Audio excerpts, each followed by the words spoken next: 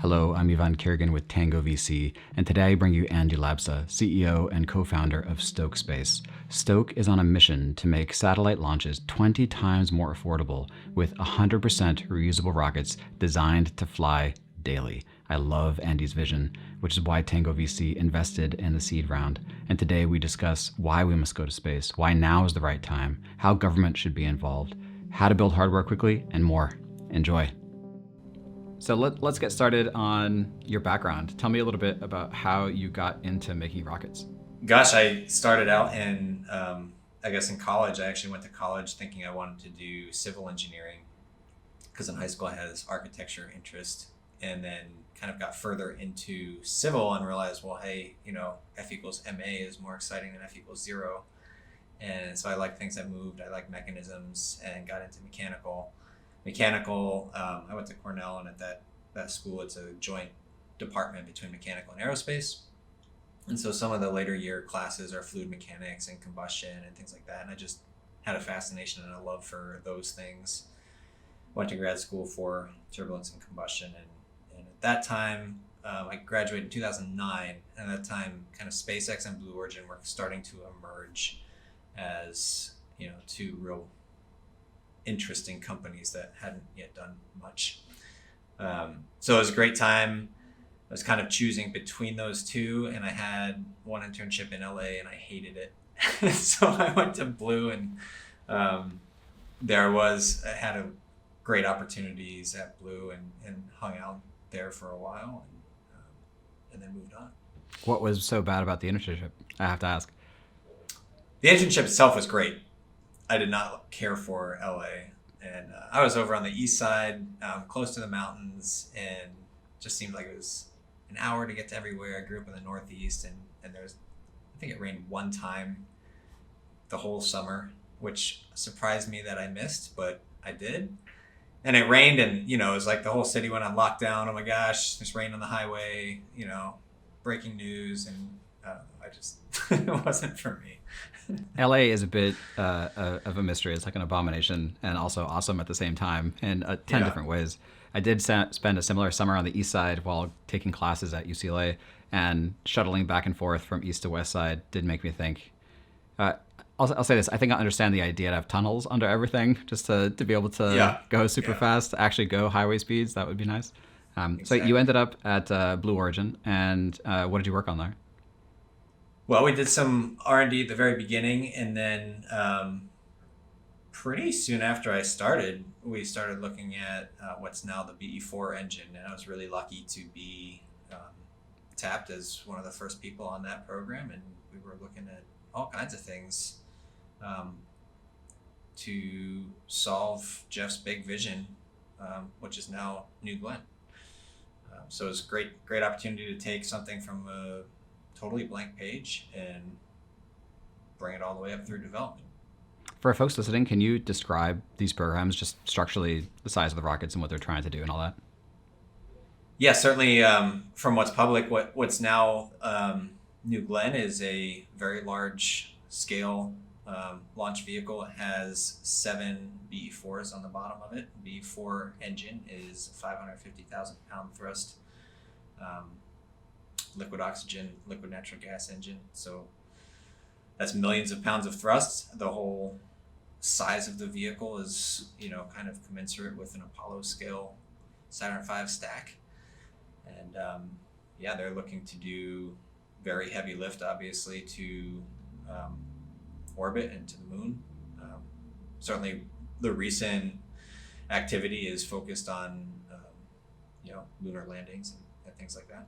I kind of want to help people understand the intuition that I got for Stoke, for the difference between very large launch vehicles and not.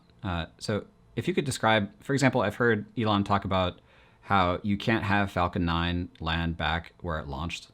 If you could just describe a little bit about why that is for trying to get heavy payloads up versus if you made smaller rockets, how you might be able to do things differently. Well, the first thing is you can't have Falcon 9 launch or land back where it started. And they've done it before. In fact, their first booster landing was back at launch site. The problem is, what not everybody understands about going to orbit is you're not flying up, you're actually flying over.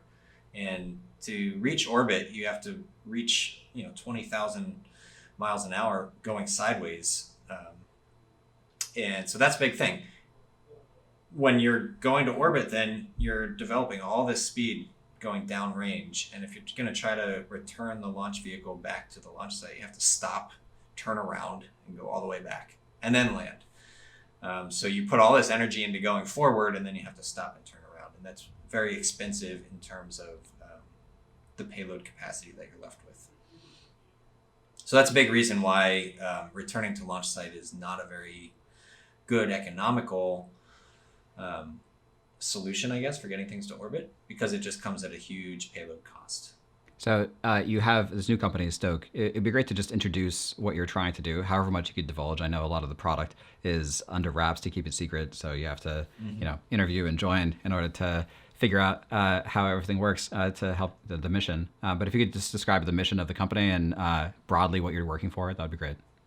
Yeah, so the genesis of it is really to be obsessed over the commercial satellite marketplace, right? What is the ideal launch solution for commercial satellites? And Stoke was born out of obsessing over that question. So what we're trying to do is deliver satellites directly to their final orbit at 20 times lower cost. And the way we think you can do that is through 100% reusable rockets that are designed to fly daily. So think much more like aircraft operations than traditional rockets. So you've talked a little bit about the industry as a whole and how you think the development of rockets, it has a lot of, let's call them ups and downs. And certainly when you have the whole history from Apollo to today, there's a lot going on. So why don't you help paint a picture for how the industry works and how you think it should work? Sure. I think, if you go back into history, I think, in fact, it's as early as 10 years ago this was true, where the majority of payloads, and certainly the ones that are driving the design of launch vehicles, were these massive multi-billion-dollar satellites, or human flight, right, which you can't even put a cost on. So there are these massive things, and historically launch costs have been, call it $150 million per launch. And so in that paradigm where your payload is 10 times the cost of the thing that gets you there, there's really very little incentive to reduce the cost of launch. And so you had this very inelastic marketplace where customers don't really care what they're paying for launch, because the only thing they care about is getting this multi-billion-dollar asset into space safely. And in the last 10 years, that's completely flipped, right? So now you have satellites that are very low cost. They're much smaller. They're built with, effectively COTS hardware, electronics. And your satellite costs are now orders of magnitude less than the launch cost. And in this paradigm, the deployment cost through launch is now your major cost driver for getting assets and constellations into space. So in that new environment, now you've got huge price elasticity, and that's what's driving cost to launch down. And what's really exciting about it is that I think, this is kind of the first time in history where you've got that economic incentive and all of the technical ingredients to go and really attack this thing head on. It's never been true before. You never really had a commercial or economic incentive to lower the cost of launch, but now we do. And it's real, and it's not going anywhere. So if you're to go back in time to, say, 1970, 1972, where we've been to the moon and we have these very large rockets, would the technologies not have been ready? Like, you can't have a reasonable computer in space or the sensors or something like that, like to have a parallel development on like pushing lower launch costs down to have, just machines, not humans, get to orbit safely? I think we could have done it. In fact, unequivocally, we could have done it. But what I think the big difference is that the incentives were not there, the commercial incentives, number one. And number two, it would take way more people to do it. Back in 1970, we had no computational fluid dynamics. We had no finite element analysis. We had none of these really extremely powerful tools that help us do just really high fidelity analyses with one person who's launching tons of jobs on the cloud. And then CAD is another excellent example. We were hand drafting things still in 1970.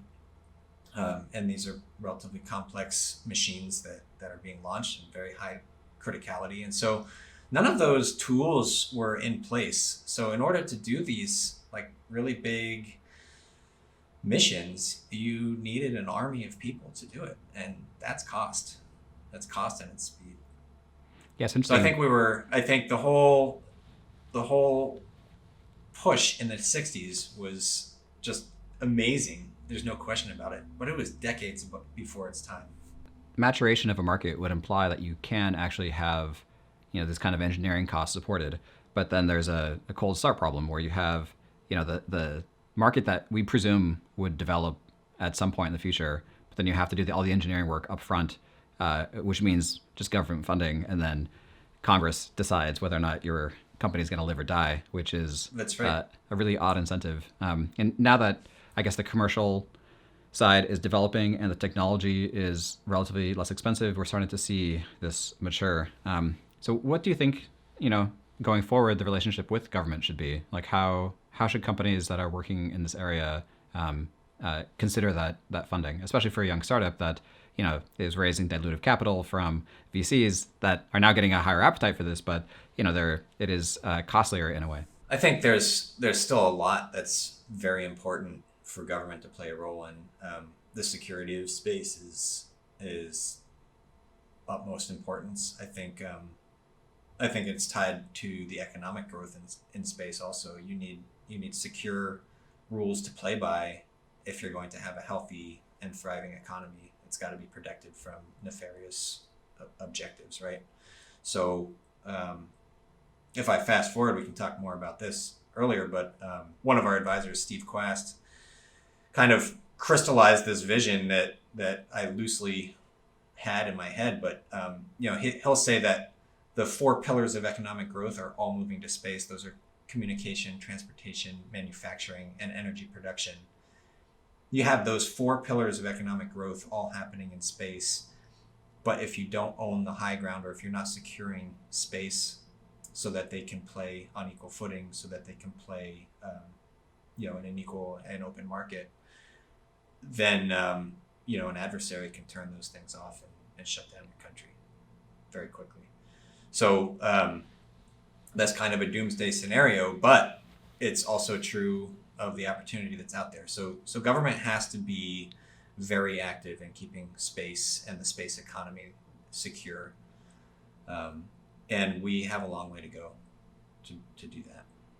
So that's one major thrust. And then the second major thrust, I think, is just continued exploration. NASA's done an amazing job at pushing the envelope on our human knowledge.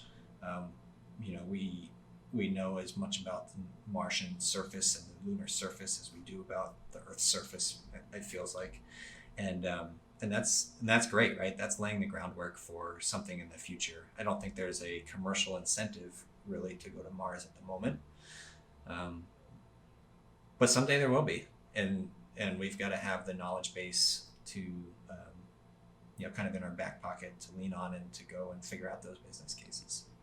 Yeah, Mars, is, as far as how that develops into its own economy, it's a whole discussion. I'm reading a book, a Red Mars trilogy, so I'm on Green Mars right now, so don't tell me what happens on Blue Mars, but I think there'll be liquid water. That's exciting. But one interesting concept from the book is the idea that I think is relevant to space, is the idea that these systems are so sensitive when life is very hard. And I would say that's also true for the hardware that's there.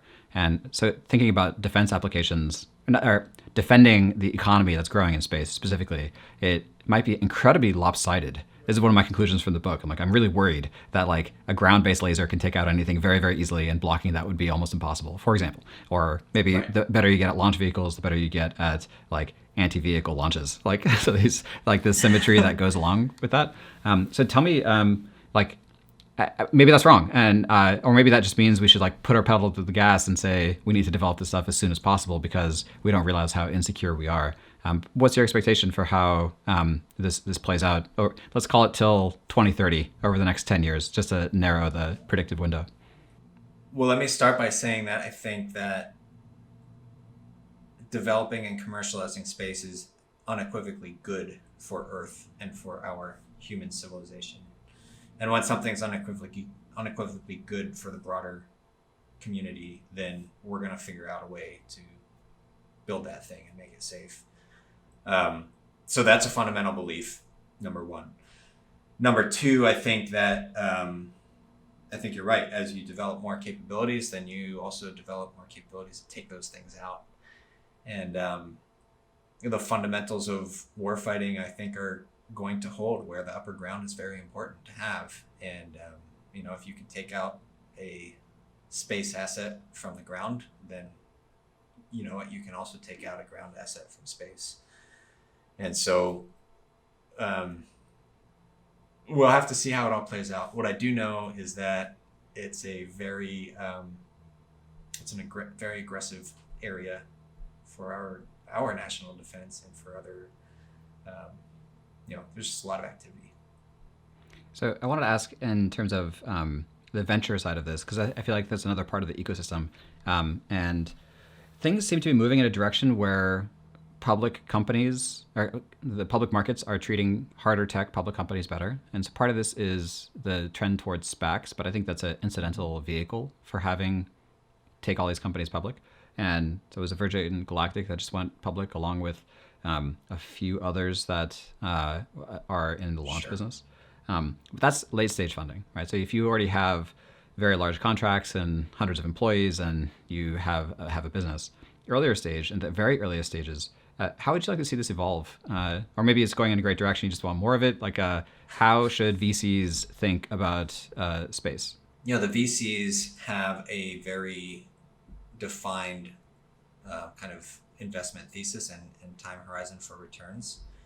And that's the thing that is different between kind of a software-centric company and a hardware-centric company. The hardware tends to take longer and tends to require more capital upstart cost. I think as we progress, obviously software is fundamental to every company and everything that we do, but I think that the real world is still very important, and the real world is still the thing that fundamentally changes our ability as humans to do things, right? Go back to those engines of economic growth, right? Communication is largely electronic, but it's built on physical infrastructure. Transportation, moving goods and services and people, is a physical thing. Manufacturing, of course, is a physical thing. Energy production is a physical thing. And then, I would posit that there's a fifth one, which is food production, and kind of humans in history haven't had to worry too much about scaling food production yet, but what are we at, 8 billion people or something on Earth, and the Earth carrying capacity is not much higher. So if you're going to go and look at 10, 20, 30 years down the road and think about how we're going to feed everybody, that actually becomes a huge problem, especially in the context of keeping the planet healthy. So there's another example of real live hardware or hard goods that have to be solved, and it just takes more time and money in general to do that. So what I would like to see is more, and I think we're starting to see that in the venture community, where people have appetite for a little bit longer investment horizon, but I would like to see that, people getting excited about the frontier tech and the hardware tech. Yeah, there's a lot of structural things here that are very hard. So I think it's actually relatively easy to train up investors to it's very easy to train up engineers that have been founders before to become VCs. That's definitely the easiest vector. It's the harder part. What was that movie, Armageddon, where they decided that they needed to take some miners to space. So instead of training astronauts to be miners, they trained miners to be astronauts, which is like, one of these is much harder than the other one in terms of how you're going to train up to use a drill. It's also just funny that my dad, a petroleum engineer, knows a lot about this mining equipment. So specifically when we watched that movie, he's like, those drills would have water pouring all over them to dissipate the heat. This is like totally unrealistic. I'm like, yeah, Dad, that's the reason why this movie is unrealistic. Okay. So I mean, I'm pretty sure every engineer who watches a movie about their discipline, same thing, right? But yeah, well, that's why, just to talk on media, there's actually an interesting inspirational story here where I watched a lot of sci-fi as a kid, and I loved, I loved everything, whether it was good or bad, in as a Yeah. character. So like Terminator and Skynet are awesome. Like Data and Lore. Lore was a much cooler character than Data because he actually had a personality, even though he's an antagonist, you know. But they're both AIs. And Blade Runner, obviously, you have a bunch of murderers that on both sides. And so who's the hero here? And it's like more to think, what if you go beyond the human limits? And I guess that's a good touch point for the inspirational side of this. And I think that's part of the media interplay, like the way science fiction affects people to decide what to build. So I guess the first question here is going a little bit earlier for you in terms of, why you went from, you're talking about, F equals MA versus F equals 0. But what would say has been like a motivation for you in your career to inspire you to go and build these things? I'm going to be honest with you. For the longest time, I was just chasing whatever I thought was cool and fun. In college, I was very excited about controls and mechanical systems and controls, and almost did that for grad school.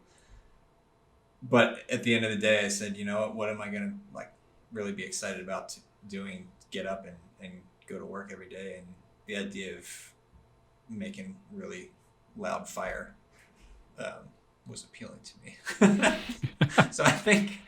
And I think fluid dynamics also has a certain beauty to it that fascinated me and just enraptured me. So I think that's the reason, full stop. That's what I was doing is, what do I like? What do I find myself naturally thinking about in my off time? What do I enjoy studying for the most? I'm going to go do that. And that's what it was. I guess going into grad school, I kind of thought I wanted to do academia. I wanted to teach. I wanted to give back. And I still want to do all those things, but maybe midway through 3 or 4 years in, I said, I want to actually build something and make something and play with hardware and fly something to space, and do that type of thing. Later on, 10 years ago, it's kind of fun to look back. It's just a completely different world where we were in technology, where the commercial sector was. And you had Elon, who's always had his vision to go colonize Mars, and Jeff has a huge vision to bring millions of people living and working in space, and I think those are all amazing. Maybe the thing that triggered me to go work on Stoke is that I kind of thought that, first of all, those are two amazing visions, and I want nothing more than both of them to succeed. But I think if you look out in the long run, the thing that has to be true for us to really make space the marketplace that we want and the marketplace that we need, going back to preserving Earth, the one ingredient that we absolutely need is a thriving, healthy, robust economy. And that means there's multiple different segments of the market serving multiple different purposes, and there's multiple players within each one of those segments that are all competing and most importantly, making money. If you don't have that ingredient, then it's going to be hard to argue that there's a permanent and robust presence in space. So I kind of started to obsess over that and think, well, who's doing that? Who's like laser focused on serving that market rather than being driven by something that's definitely more exciting, like going to Mars. Yeah, it's fascinating. It's interesting. I actually don't think you're giving yourself enough credit because you're swimming in an ocean of, it's like when fish swim in an ocean, they don't realize they're in water. The concept of being inspired to go work on something and feeling like you can go and do that is a superpower in a way, because that kind of intrinsic motivation is actually what gets you to stay up studying and decide to pursue a program and work really hard at your company. But where does that come from? And so I do think especially when I talk about media, there's some inspirational component there where you realize this is even an option where you can go and do the thing that you want to do. And then there's the tactical things of like, well, if I feel like I can go and take on whatever I want, then what are the practical steps of getting downstream from that? So I presume there's something else more upstream from that. I was actually talking to my son about this the other day on inspiration. And I think basically examples of people doing it is inspiring, even if you don't want to go into that specific field. So just knowing somebody can think, I want to go make commercial space a real thing, or I want to go colonize Mars, that whatever you care about, like to make food sustainable or scaling up food production for everybody, or development economics to help everyone become rich. These are really powerful ideas that you can go after. But that motivation that comes from, it's downstream from the confidence that you can go and take that step and go do it. First of all, the example is extremely powerful to have visionaries go and kind of try something bold and put themselves out there and then go get after it and do it. The other thing I think that, as you were talking, struck home with me was that, somebody at some point in your life taking a bet on you and saying, you know what, you've never done anything close to this before. Go do it. You have to do it because we don't have anybody else, right? So go win, right? And I love that. That's thrilling. It's scary. But when, I had a couple examples in my career where I got put into roles where I had no business being there and I had to figure it out. And I think I did it okay. And that's very empowering, So I think just having somebody take a chance on you is really important. This touches a little bit on, you have a new startup and presumably you're hiring and you have different roles. And so when it comes to the philosophy within the company of the kinds of people that you hire, there's a lot of different ways this can go. It's like you have this role, it's cut out, you know exactly what you want. You find someone that's really good at doing that. And when it comes to taking a chance on someone that has this higher variance, which might mean that they can hit that home run. But on the other hand, at a startup, you have a lot of limited resources. So later on, you might be able to have that value. But I guess upstream from this is sort of the principles that lead you to decide on one approach or the other. And so when you think about scaling an organization to take on the challenge that you're talking about, what comes to mind as far as what will govern your hiring? I think what we're doing is very hard and it's also capitally intensive, like you said. I think we'll probably talk about iteration, speed of failure in a bit. But I would also say that it's important to have clarity of vision and clarity of focus and having kind of at least a top level understanding of what works and what doesn't work as well is pretty important for guiding the path so that you don't spend as much time wandering and you spend more time walking in a straight line. So what we've tried to do with our hiring is select people who have not only incredible hunger and energy and drive and vision, but people who have done it before and kind of have a proven track record in certain areas. And the idea is to build out, you've got a handful of things that you need to do in building a space system. You've got mechanical design, you've got engines, you've got avionics, you've got each of these disciplines that are kind of their own beasts. What our strategy is to do is to find the best of the best that we can find to address each one of those things and then build a solid team around there. And at that point, that's when I think you can tolerate a little bit more variance. But early on, it's pretty important to be able to stay focused and march in the right direction. I like asking hardware companies about going remote because it seems harder to go remote when you have a thing to work on. And you did also mention some design tools that obviously are just software that could probably be done anywhere. But what's your expectation, whether it's your company or others, around how hardware companies, they seem kind of inherently local, but I might be wrong about that. And so tell me how you plan to expand that way. Obviously, if hardware, at some point there's rubber that hits the road in hardware, and there will be at least some people who have to be on premise. I also think that collaboration has not been optimally solved yet with remote work. One of the things that we did as we started to make our first few hires is really need a whiteboard. Just need a whiteboard. It's very hard to collaborate and brainstorm and things like that without something like a whiteboard that's right there that everybody can draw on. So that seems like that's a solvable technology, but for whatever reason, the in-person interaction is very different than having, I don't know, pick your number, 5, 10 people. That's a little box on the screen, right? Doesn't cut it yet. So I think that's important. And then I think the other very critical element that will always be true is, especially in development, maybe not in production, but definitely in development, there needs to be a tight coupling between engineering, manufacturing, and test.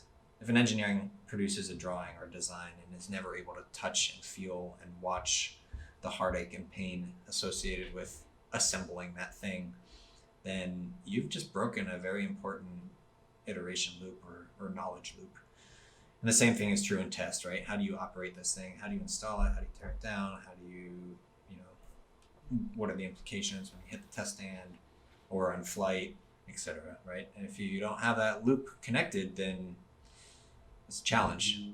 So I think being able to, whatever it is, different roles will have different levels of connectivity required or in-person connectivity, but I think there has to be a mechanism where you close that loop. That is a perfect time to talk about moving fast, because iteration speed is obviously essential. And so let's talk just practically. What does moving fast mean? Well, I think it means different things at different times. For us right now, we're in the heat of development, and right now that means failing fast, right? You can get yourself in analysis paralysis for months and months and months and dream up the problems that you may or may not have. And it's much better to be able to take the best approximation, get something on stand, and then realize what's actually true, how things actually behave, and then iterate. So there's a couple things that are built into that. First one is, engineering judgment. It's very important to get something quick and dirty quickly that is still on the right path. So that's one. You've got to be able to be tolerant of failure, right? So that's true of how you set up your systems and whatnot. You can't take out, for example, if you're launching a rocket and you fail, what you don't want to have happen is you wipe out, I don't know, $1 billion infrastructure or whatever it is, right? You want to try to preserve that as much as possible, so that factors into how you design things. And then very importantly is your ability to learn about why the thing just failed, figure it out, and then get hardware back on the stand as fast as possible. And a lot of times we talk about being hardware rich, right? So you've got Starship's a tremendous example about this. Somehow they have this enormous rocket that's amazingly complex, and they have more in the silo standing at the ready than they are able to fly.